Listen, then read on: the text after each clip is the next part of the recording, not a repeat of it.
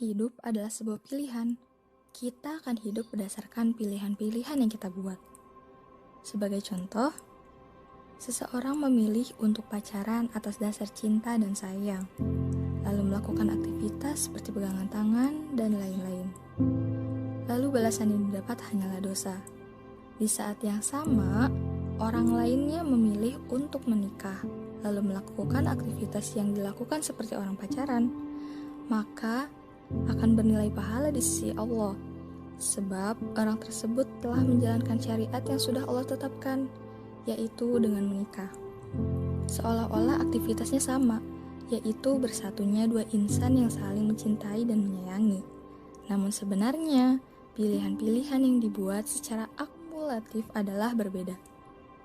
Keadaan diri kita sekarang adalah hasil daripada pilihan-pilihan di masa lalu. Rasulullah SAW padahal dijaminkan surga oleh Allah Subhanahu wa Ta'ala. Namun Rasulullah memilih untuk memperjuangkan dakwah Islam dengan taruhan nyawa dan habisnya seluruh harta. Juga menghabiskan waktunya untuk memikirkan umat dan beribadah kepada Allah dengan sebaik-baiknya ibadah.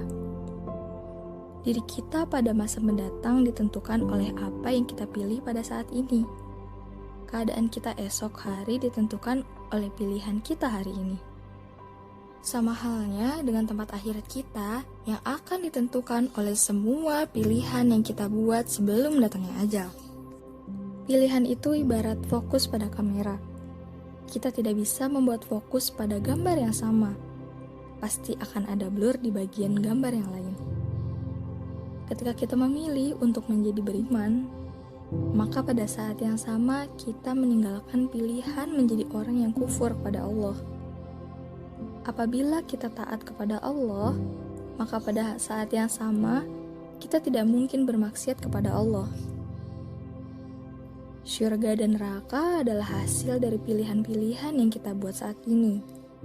Mau masuk kemana, tergantung apa yang kita pilih dan kita lakukan saat ini.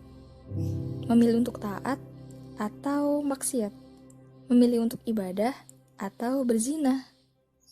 Setiap pilihan yang kita pilih akan ada konsekuensi di dalamnya.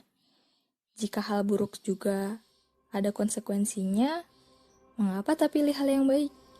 Toh keduanya sama-sama ada konsekuensinya kan? Seorang mukmin yang menginginkan surga Allah di akhirat kelak, tentu dia akan melakukan setiap perbuatan dan pilihannya di dunia agar selaras dengan perintah dan larangan Allah Subhanahu wa Ta'ala. Allah Subhanahu wa Ta'ala pernah berfirman dalam Quran surat Yunus ayat 26 yang artinya, bagi orang-orang yang berbuat baik ada pahala yang terbaik atau surga dan tambahannya. Dan juga Quran surat Yunus ayat 27. Dan orang-orang yang mengerjakan kejahatan mendapat balasan yang setimpal dan mereka ditutupi kehinaan.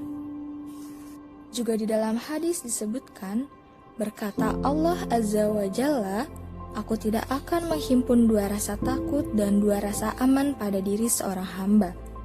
Jika ia takut kepadaku di dunia, maka aku akan memberikannya rasa aman di hari kiamat. Jika ia merasa aman dariku di dunia, maka aku akan memberikan rasa takut kepadanya di hari kiamat. Hadis riwayat Ibnu Hibban. So, tumbuhkanlah rasa takut kepada Allah dengan taati segala perintahnya dan jauhi segala larangannya. Yuk mengenal lebih dalam tentang Islam agar tercipta rasa takut kepada Allah dengan mengkaji Islam secara kafah atau menyeluruh bersama Sikna. Tariq bin Ziyad pernah berkata, ketahuilah, sesungguhnya bila kalian bersabar atas kesusahan yang sebentar saja, maka kalian akan menikmati kesenangan yang panjang.